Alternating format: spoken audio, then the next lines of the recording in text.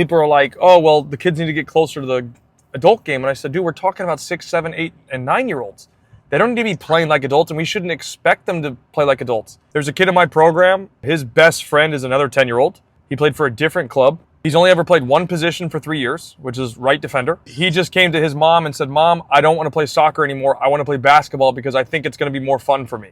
If that doesn't just raise a red flag for everybody that we're not meeting kids at their level, we don't have kids born into the sport. They're raised like I was. So I didn't have any heritage in the sport. My family didn't play at all. This is the majority of the kids. They don't have the background like Spain or England or Germany or France or Portugal or Brazil, right? These kids are being brought up into the sport. So we have to meet them at their level, which is 2v2s, 3v3, 4v4s, and 5v5. How do we get parents to buy into the fact that this is better for their kids? Because their argument always is, well, they're not going to be prepared for 7v7 or 9v9. And I'm like, well, my argument is they're going to be a better overall player. Sure, they're going to have to be adapted, trained, guided to fix into whatever's next, 7v7, 9v9, or 11v11, but they're going to be way better off in the long run. But parents struggle to understand that concept until their kids go through it.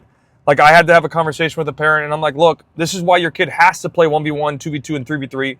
And it took her a whole year to actually buy into it, and she's been in my program for a year. And she just came to me and she's like, oh, now I see it. And I'm like,